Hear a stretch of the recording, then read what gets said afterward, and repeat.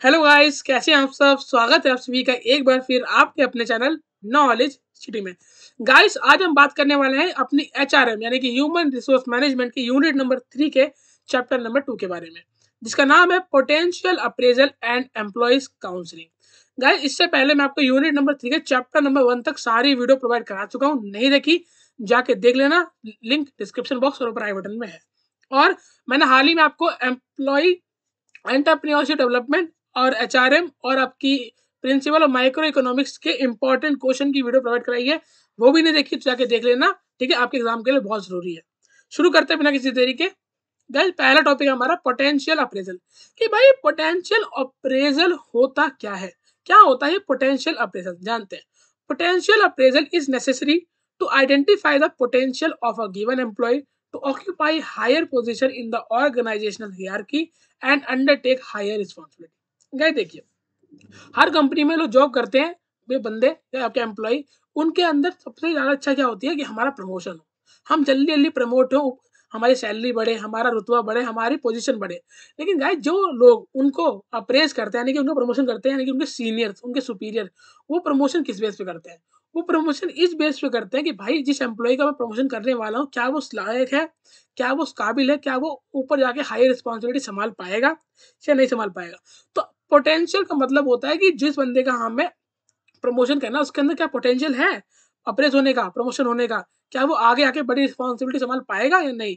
इसीलिए हम potential appraisal करते हैं, जानने के लिए कि कितनी इसके अंदर दम है काम करने की, ठीक है। इससे क्या मालूम चलता है हमें, to advise the employee about their future prospect. जब हम जान जाते हैं कि हाँ भाई एम्प्लॉय के अंदर पोटेंशियल है या नहीं है, तो हम उससे उस हिसाब से राय दे सकते हैं कि भाई मान लीजिए हमें प्रमोशन करना है 5 लोगों में से किसी एक का। तो 5 लोगों का मेरे को टेस्ट लिया, टेस्ट के बाद जो रिजल्ट आया तो हमने देखा कि 5 में 4 लोग वीक है। तो वीक है इसका मतलब ये नहीं कि हम उन्हें नकार देंगे कि भाई तुम्हारा कभी प्रमोशन हो ही नहीं सकता। नहीं, हम उन्हें समझाएंगे कि आप कहाँ गलती कर रहे हो, कहाँ आपको सुधार करने की जरूरत है। अगला, to advise the employee about what they must do improve the career prospect. कि वो कहाँ का अपनी गलतियों को इम्प्रूवमेंट कर सकते हैं, जिससे आने वाले प्रमोशन में उनका भी नाम आ जाए।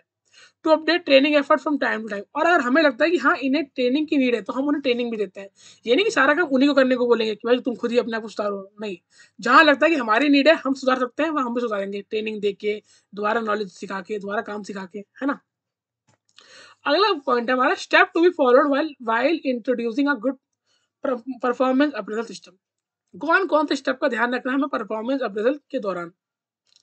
देखिए, रोल डिस्क्रिप्शन सबसे पहले भाई, जो बंदा जिस पोस्ट पे है उसे उस पोस्ट के बारे में सारी बातें पता होनी चाहिए। रोल डिस्क्रिप्शन मतलब कि अगर मैं आपको अकाउंटेंट की जॉब के लिए प्रमोट करने वाला हूं, तो आपको पहले बता दूं कि भाई उस पोस्ट पे जाने के बाद आपको ये काम करना पड़ेगा, क्या आप कैपेबल हो, क्या आप ये काम कर सकते हो। अगला, quality needed to perform the role. और क्या की क्वालिटी चाहिए उस अकाउंटेंट की पोस्ट के लिए, वो भी आपको बता दें, जान ले कि आपके अंदर क्या वो क्वालिटी है या नहीं है। अगला, रेटिंग मैकेनिज्म। इसके पॉइंट है सबसे पहला रेटिंग में अदर्स। अब मान लीजिए एक व्यक्ति है राम, हमें राम की प्रमोशन करना है। अब राम के अंदर क्या क्वालिटी है, वो कितना अच्छा काम करता है, उसे हम कैसे जान पाएंगे। सबसे पहले पॉइंट है रेटिंग बाय अदर्स। उसके साथ जो लोग काम कर रहे हैं उनसे पूछ सकते हैं। उसके साथ मान लीजिए 4 लोग और काम कर रहे हैं सेम पोस्ट पे, तो हम उनसे पूछ सकते हैं, हाँ भाई बताओ राम टाइम पे आता है, सही काम करता है, आलसी तो नहीं है, अपना काम में डिले तो नहीं करता है ना। तो और लोग रेट करेंगे, हाँ सर सही करता है, हाँ सर सही नहीं करता। तो उनकी बातों के बेस पे भी हम प्रमोशन कर सकते हैं। अगला, टेस्ट। हम राम का टेस्ट भी ले सकते हैं कि टेस्ट लेके देखेंगे कि क्या काम कर पाएगा या नहीं कर पाएगा। हम गेम्स, अब गेम्स कैसे, हम कोई गेम्स खिलाएंगे, गेम्स में देखेंगे कि कितना अच्छा वो सोच पा रहा है, कितनी अच्छी उसकी थिंकिंग कैपेसिटी है, कितना अच्छा वो परफॉर्म कर रहा है, उस बेसिस पे हम कर सकते हैं। और चौथा सबसे इंपॉर्टेंट, रिकॉर्ड। हम उसका प्रीवियस रिकॉर्ड उठा के देखेंगे कि हाँ भाई कंपनी में इसने कब कब क्या क्या काम किया है, कैसे कैसे किया है, अपने गोल को इन्हें टाइम पे अचीव किया या नहीं किया। हम उस बेस पे भी उसका प्रमोशन कर सकते हैं। अगला, ऑर्गेनाइजिंग बाय सिस्टम। और भाई उसे पूरा सिस्टम समझाएंगे, जो सिस्टम हमारा चल रहा है उस पूरे सिस्टम की जानकारी भी हम उसे देंगे कि भाई आपको इस सिस्टम से काम करना होगा। अगला, फीडबैक। और दूसरी बात, अब भाई हम जिसका प्रमोशन कर रहे हैं, हम उसके टेस्ट भी ले रहे हैं, सर जी समझा भी रहे हैं, तो हम उसका फीडबैक भी लेंगे कि क्या आपको हमारी सारी चीज़ें सही लगी, कि आप काम कर पाओगे नहीं कर पाओगे, आपका मन है या नहीं है। क्या पता वो व्यक्ति, उसे खुद पता है कि मेरे अंदर इतनी कैपेसिटी नहीं है, मैं नहीं कर पाऊंगा बड़ी पोस्ट पे काम।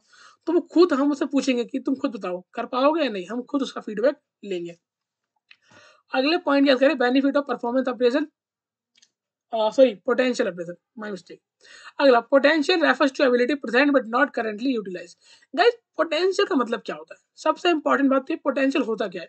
गाइस पोटेंशियल का मतलब होता है वो एबिलिटी, वो क्षमता जो व्यक्ति के अंदर होती तो है, लेकिन वो कभी उसे पूरी यूज़ नहीं कर पाता। फॉर एग्ज़ाम्पल मेरे अंदर कैपेसिटी है कि मैं 8 घंटे काम कर सकता हूँ बिना रुके, लेकिन फिर भी मैं 6 घंटे कर रहा हूँ, मैं 5 घंटे कर रहा हूँ, क्यों?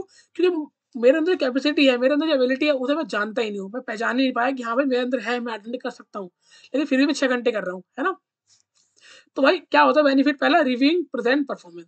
अच्छा, आपके पोटेंशियल अगर आपका पोटेंशियल अच्छा होगा, आप अच्छे से काम करोगे तो इससे आपकी परफॉर्मेंस में इजाफा होगा, परफॉर्मेंस अच्छी होगी।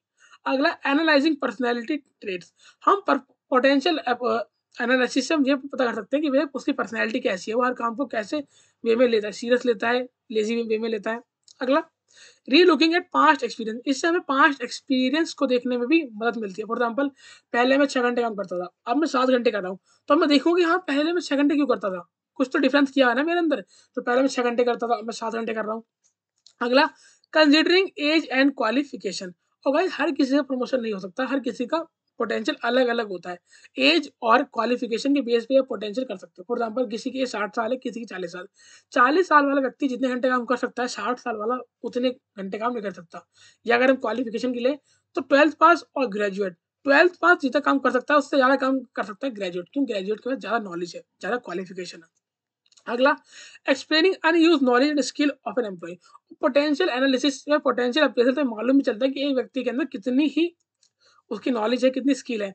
कुछ डेवलप करने की नीड होगी तो उसके एम्प्लॉय के सुपीरियर बताएँगे कि भाई तुम यहाँ गलती कर रहे हो, यहाँ इम्प्रूवमेंट करने की आपको ज़रूरत है। आगे करें how do leading companies apprise potential. जो आजकल की बड़ी-बड़ी लीडिंग कंपनियाँ हैं वो कैसे करती है पोटेंशियल अप्रेजल? तो देखिए लो पोटेंशियल लो परफॉर्मेंस। कुछ एम्प्लॉय होते हैं जिनका पोटेंशियल भी लो होता है, परफॉर्मेंस भी लो ही करता है। फॉर एग्जांपल उनका पोटेंशियल है कि वो 10 घंटे काम नहीं कर सकते, वो 5 घंटे ही कर सकते हैं। तो 5 घंटे कर सकते हैं तो 5 घंटे ही वो काम कर रहे हैं, ये देखा गया कंपनी में। अगला लो पोटेंशियल हाई परफॉर्मेंस। कुछ लोगों का पोटेंशियल कम है लेकिन वो अपने पोटेंशियल से भी ज़्यादा काम कर रहे हैं। फॉर एग्जांपल उनके अंदर क्षमता है 5 घंटे करने की लेकिन वो 10-10 घंटे काम कर रहे हैं। अब ऐसा क्या होता है? ऐसे 75% लोग हमें मिलते हैं दुनिया में। जो अपने पोटेंशियल से ज़्यादा काम करते हैं, क्यों? उनकी कुछ नीड है। फॉर एग्ज़ाम्पल घर में मान लीजिए गरीबी है, ठीक है? 5 घंटे की जॉब है लेकिन वो डबल कर रहे हैं, वो ट्रिपल कर रहे हैं, 5 घंटे की 10 घंटे कर रहे हैं, 15 घंटे कर रहे हैं। क्यों? क्योंकि घर में नीड है, उनकी ज़रूरतें हैं, है ना? उन्हें पूरी करने के लिए उन्हें अपने पोटेंशियल से भी ज़्यादा काम कर रहे हैं। अगला लो परफॉर्मेंस हाई पोटेंशियल। और कुछ होते हैं एम्प्लॉयी जिनका तो पोटेंशियल तो बहुत है कि वो चाहें तो 10 घंटे कर सकते हैं, 11 घंटे काम कर सकते हैं, लेकिन फिर भी वो 5 घंटे, 6 घंटे ही करके हट जाते हैं। वो अपने पोटेंशियल का पूरा यूज़ नहीं करते। अगला हाई परफॉर्मेंस हाई पोटेंशियल। और कुछ लोग होते हैं जिनके अंदर हाई पोटेंशियल हो, 10 का 12 घंटे भी काम कर सकते हैं, तो वो करते भी हैं। अगर उनसे बोला जाता है कि 12 घंटे कर पाओगे? तो वो कहते हैं हाँ जी, कर लेंगे। तो उनका पोटेंशियल भी ज़्यादा, अपने पोटेंशियल का यूज़ भी पूरा-पूरा करते हैं। आगे बात करें कांसेप्ट ऑफ एम्प्लॉइज़ काउंसलिंग। अब गाइस अगर हमें किसी कंपनी को अपना प्रॉफिट बढ़ाना है, अपना प्रॉफिट जनरेट करना है, तो गाइस उससे सबसे पहले अपने एम्प्लॉयी की बेसिक बातों को समझना होगा। अपने एम्प्लॉयी की परेशानियों को, दिक्कतों को समझना होगा। कैसे समझेंगे? काउंसलिंग से। काउंसलिंग क्या होती है? काउंसलिंग 2 लोगों के बीच की कन्वर्सेशन होती है जिससे एक बंदा सामने वाले बंदे की सारी बातों को समझता है कि क्या दिक्कतें हैं, क्या परेशानी है। काउंसलिंग क्या होता है? Counselling is a two way process. Counselling two way process होता है। आप यहाँ पे पिक्चर में देख सकते हैं कि एक व्यक्ति, ये लेडीज़ है, ये टेंशन में बैठी है और दूसरी जो है कि उसकी बातें सुन रही है, और देखिए उसकी बातें जो उलझी हुई है पज़ल की तरह, उन पज़ल को सॉल्व करने की कोशिश कर रही है ये वाली लेडीज़। तो जो प्रॉब्लम सॉल्व कर रही है इसे हम बोलते हैं काउंसलर, और जो प्रॉब्लम में है, दिक्कत में है, उसे हम बोलते हैं काउंसलिंग। 2 टर्म याद रखना, काउंसलर और काउंसलिंग। तो काउंसलिंग गाइस ये टू वे प्रोसेस कैसे होता है? देखिए एग्ज़ाम्पल समझते हैं। मोहन मोहन एक एम्प्लॉयी कंपनी का जो बहुत टेंशन में पिछले बहुत दिनों से काम में बहुत देरी कर रहा है, मतलब बहुत गलत काम कर रहा है। गलत मतलब ये नहीं कुछ गलत गंदे काम कर रहा है, नहीं। अपने काम में गलतियाँ कर रहा है बहुत ज़्यादा, है ना? पहले अच्छा था लेकिन आजकल वो गलतियाँ कर रहा है। तो मोहन के जो आपके सुपीरियर हैं वो है मान लीजिए कोई रोहन। तो रोहन देखता है कि मोहन आजकल बहुत वीक हो गया, मतलब काम में बहुत ढीला पड़ चुका है, काम अच्छे से नहीं कर पा रहा है, गलतियाँ बहुत कर रहा है ना? और पूरे दिन लेज़ी-लेज़ी लगता है। तो रोहन ने सोचा कि मोहन से चलो भाई बात तो करें, क्या दिक्कत क्या है? तो रोहन ने मोहन को साथ बैठाया और उससे पूछा, भाई बता तेरी प्रॉब्लम क्या है? तो अब देखिए व्यक्ति के अंदर दर्द होता है ना, वो किसी को बता नहीं पाता तब तक जब तक सामने वाला बंदा प्यार से पूछे ना। अभी रोहन ने मोहन से पूछा कि भाई बता तेरी क्या दिक्कत है? तो मोहन ने पूरी कहानी बताई कि भाई मेरे घर में दिक्कत चल रही है, मेरी है ना, फाइनेंशियल प्रॉब्लम बहुत ज़्यादा बढ़ रही है, घर में बच्चों को पढ़ाना है वगैरह वगैरह। तो रोहन ने सारी बातें पूछी, उससे समझी सारी बातें, उसकी प्रॉब्लम को समझा और उससे सॉल्यूशन बताया। जो भी उसकी प्रॉब्लम के रिगार्डिंग सही था, वो सॉल्यूशन उसे बताया। तो ये क्या है? ये एम्प्लॉयी काउंसलिंग है। अगर आप अपने एम्प्लॉयी की प्रॉब्लम को समझते हो और उसको सॉल्व करने में उसकी हेल्प करते हो, तो इससे आपके एम्प्लॉयी का भी मोटिवेशन बढ़ेगा कि भाई मेरे कंपनी वाले मेरे लिए इतना सोचते हैं, तो मैं भी उनके लिए अपनी जी-जान लगा दूँगा काम में, है ना? आगे बात करें गाइस, तो अगला देखिए, नीड फॉर काउंसलिंग। काउंसलिंग की नीड क्यों पड़ती है? काउंसलिंग की नीड पड़ती है 3 कारणों की वजह से। पहला कॉन्फ्लिक्ट, फ्रस्ट्रेशन, स्ट्रेस। आजकल गाइस हर किसी के जीवन में 3 चीज़ें मिलती हैं, कॉन्फ्लिक्ट, फ्रस्ट्रेशन, स्ट्रेस। कॉन्फ्लिक्ट लड़ाई झगड़े, कि 2 एम्प्लॉयी हैं, आपस में लड़ाई झगड़ा हो गया, ठीक है? लड़ाई झगड़ा किस बात पे हो गया, क्या बात हुई थी? तो उस बात को समझेंगे, कैसे दोनों को सामने बिठाएँगे, दोनों से पूछेंगे बारी-बारी कि तुम बताओ क्या दिक्कत हुई? तुम बताओ क्या दिक्कत हुई? दोनों की बातों को समझेंगे, उनको सॉल्व करेंगे, दोनों की लड़ाई को शांत करेंगे। दूसरा फ्रस्ट्रेशन, हर बंदा किसी न किसी फ्रस्ट्रेशन में है। घर से निकला, रास्ते में ऑटो वाले से लड़ाई हो गई, फ्रस्ट्रेशन। क्या बोलते घर से निकला हो तो बीवी से या बच्चों से, मतलब बच्चों से तो नहीं, बीवी से किसी भाई वगैरह से लड़ाई हो गई तो फ्रस्ट्रेशन। ऑफिस या बॉस ने डाँट दिया तो फ्रस्ट्रेशन। तो फ्रस्ट्रेशन होगी, दिमाग काम करना बंद कर देगा, दिमाग गुस्से में होगा तो काम भी गलत-गलत करेगा। गलत काम करेगा तो नुकसान भी होगा कंपनी का, है ना? तो इसलिए काउंसलिंग की नीड होती है। और चौथा स्ट्रेस, कि आजकल दोस्तों गाइस हर किसी के जीवन में स्ट्रेस है। स्टूडेंट से लेके वर्किंग तक हर किसी की लाइफ में स्ट्रेस है। स्टूडेंट हो, पढ़ाई का स्ट्रेस, वर्किंग हो, करियर का स्ट्रेस, फैमिली का स्ट्रेस, जॉब का स्ट्रेस, सैलरी का स्ट्रेस, बहुत सारे स्ट्रेस होते हैं जीवन में। उन स्ट्रेस को हम कम कर सकते हैं काउंसलिंग की मदद से, बातचीत करने की मदद से। मतलब आजकल दोस्तों आप देखते होंगे कि स्टूडेंट बहुत जल्दी फांसी लगा लेता है, मतलब सुसाइड कर लेते हैं, क्यों? कि कोई उनका काउंसलिंग नहीं करता, कोई उनसे सामने बैठा के उनसे बात नहीं करता, जिससे वो अंदर ही अंदर घुटते हैं और ऐसा गलत कदम उठा लेते हैं, जबकि ऐसा कदम हमें उठाना नहीं चाहिए। आगे बात करें, फंक्शन ऑफ काउंसलिंग। काउंसलिंग के फंक्शन क्या-क्या होते हैं गाइस? पहला होता है एडवाइस। एडवाइस मतलब कि आपकी बात हमने सुनी और आपको हमें एडवाइस दी कि भाई अगर तुम्हें ये दिक्कत है तो इस एडवाइस को फॉलो करो, ये दिक्कत ठीक हो जाएगी। अगला रीअश्योरेंस। रीअश्योरेंस, उसकी बात को समझा, उसकी बात के लिए सॉल्यूशन निकाला, उसे बताया कि भाई यही सॉल्यूशन तुम्हारे प्रॉब्लम में काम आएगा। अगला कम्युनिकेशन। कम्युनिकेशन क्या?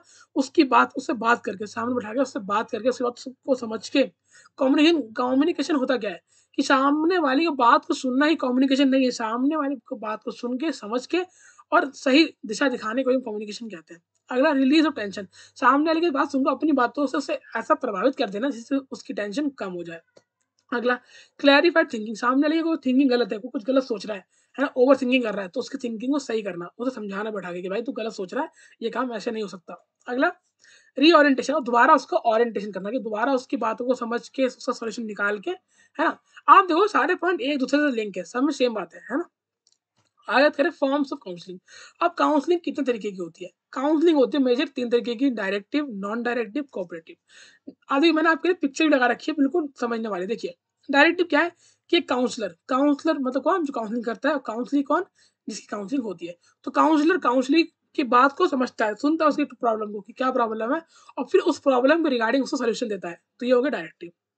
नॉन डायरेक्टिव, कि इसमें सॉल्यूशन पे ध्यान ना देने की बजाय उसकी प्रॉब्लम को डिटेल में समझता है कि क्या सोचता है, उसकी थिंकिंग क्या है, उसके एक्शन क्या है, हर चीज़ को डिटेल में समझता है कि पूरी बात है क्या, जड़ से पूरी बात समझने की कोशिश करता है, ठीक है? और कोऑपरेटिव में दोनों में से कोई भी, या तो तुरंत प्रॉब्लम सुन के तुरंत सॉल्यूशन दे देगा, या नॉन डायरेक्टिव मतलब कि पूरी प्रॉब्लम को जानेगा, पूरी पुरानी बातें भी, कि थिंकिंग क्या है इसकी, एक्शन क्या है इसके, पूरी बात को डिटेल में समझेगा, ठीक है? आगे बात करें स्टेप। स्टेप कौन-कौन से होते हैं काउंसलिंग प्रोसेस में? पहला होता है प्रिपरेशन स्टेप। प्रिपरेशन स्टेज में क्या होता है गाइस? कि दोनों प्रिपेयर होते हैं, काउंसलर भी, काउंसली भी। हो सकता है दोनों पहले से एक-दूसरे को ना जानते हो, तो जो काउंसलर होगा वो काउंसली को अपनी बातों से कंफर्टेबल करेगा कि वो हेसिटेशन में ना रहे अपनी बातों को बताने के में। उसे इतना कंफर्टेबल कर देगा अपनी बातों से कि वो हर बात को आराम से बता दे, जिससे काउंसलर को भी मदद मिल सकती है कि हाँ भाई, मैं इसको प्रॉब्लम का सॉल्यूशन कर सकता हूँ। इंटरमीडिएट, अब दोनों जब आपस में कंफर्टेबल हो गए कि अब दोनों आपस में बातचीत करेंगे। जो प्रॉब्लम में है काउंसलिंग वो अपनी सारी बातें काउंसलर को धीरे-धीरे बताएगा। और फिर हेल्पिंग, जब सारी बातें सुन लेगा कि आपका काउंसलर, तब उसके सॉल्यूशन निकाल के काउंसलिंग को देगा। आप यहाँ देख सकते होंगे कि कैसे इस लड़की के दिमाग में इतना कुछ टेंशन चल रहा है और धीरे-धीरे करके ये काउंसलर है तो सॉल्व कर रहा है। देखो ना, यहाँ धागा उलझा हुआ है, यहाँ धीरे-धीरे से सॉल्व करा जा रहा है। ठीक है? और हमारा आखिरी पॉइंट है दोस्तों, इफेक्टिव काउंसलिंग। इफेक्टिव काउंसलिंग कब होती है? 3 चीज़ें होनी चाहिए, counselling, counsellor, climate. Effective counselling guys तभी होगी जब काउंसलिंग जो आपकी काउंसलिंग करने आए उसको पूरी नॉलेज हो। अगर काउंसलिंग जो करने आया उसी को नॉलेज नहीं है कैसे बात करनी है, कैसे समझाना है, तो क्या ही समझाएगा। सामने वाला डिमोटिवेट है, वो उसे और डिमोटिवेट कर देगा, है ना? इसलिए काउंसलिंग जो काउंसलिंग करने आया है उसे पूरी अच्छी नॉलेज होनी चाहिए प्रॉपर कि कैसे बात करनी है, कैसे समझाना है। दूसरा काउंसलर, काउंसलर भी ऐसा होना चाहिए अपनी पूरी बात स्पष्ट रूप में रखे, ये नहीं कि आधी बात बताई, आधी बात बताई ही नहीं। नहीं, पूरी मन के अंदर बात है, पूरी बताई कि सर ऐसी-ऐसी दिक्कत है, तभी तो उसकी प्रॉब्लम का सॉल्यूशन निकाल पाएँगे। और तीसरा क्लाइमेट, कि क्लाइमेट बहुत इम्पैक्ट करता है कि जहाँ बात हो रही है वो शांत माहौल हो। ये नहीं कि बीच सड़क पे चल रहे हैं, सड़क पे रोक लिया, हाँ बता क्या दिक्कत है? इतना शोर मच रहा है, यहाँ रोना-धोना हो रहा है, तो नहीं, एक शांत माहौल होना चाहिए, दोनों लोग बैठे आपस में शांति से बात करें, तभी आपकी इफेक्टिव काउंसलिंग होगी।